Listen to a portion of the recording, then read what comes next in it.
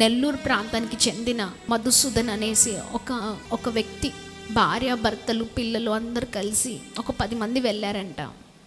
కాల్పులు జరుగుతున్న సౌండ్ విన్నారంట. వీరు పరిగెత్తుతున్న సమయంలో పిల్లలు వీళ్ళకంటే ముందుగా వెళ్ళిపోయారు, వాళ్ళని దాటి వెళ్ళిపోయారు.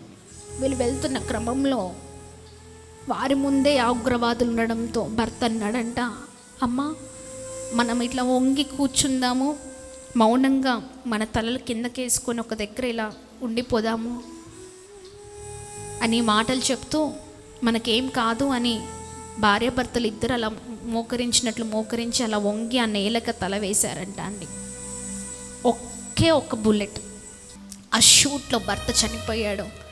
ఆ షూట్ ఆమె వింది. ఆ విన్న ఆ సెకండ్స్లోనే ఆమె అంతా తడిచిపోయి ఉందంట.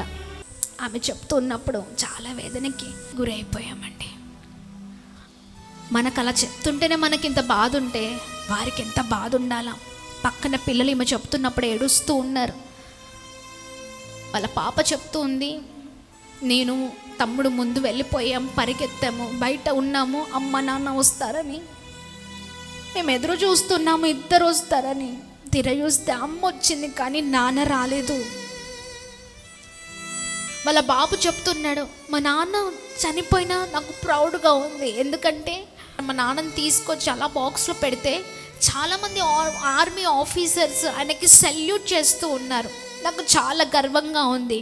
నేను మా అమ్మని బాగా చూసుకుంటాను, నేను చాలా బ్రేవ్గా ఉంటాను, మా నాన్న పైనుంచి చూస్తారు, నేను బ్రేవ్గా ఉంటే ఆయనకు చాలా ఇష్టం. ఒక్కొక్క మాట ఎంత వేదనకి గురి చేస్తుందంటే అండి, చాలా బాధాకరమైన మాటలు.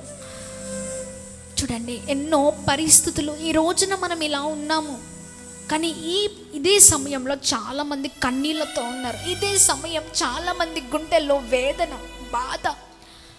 లెక్కకు 28 మంది మాత్రమే వచ్చారు, కానీ ఇంకా చాలామంది మిగిలి ఉన్నారండి. మనం ప్రార్థించే వారిమిగా ఉందామండి. ఉగ్రవాదుల దాడి నుంచి భారతదేశాన్ని ప్రభు రక్షించులాగున, ప్రతి విధమైన అల్లర్లను ప్రభు కొట్టివేయులాగున, సమాధానం.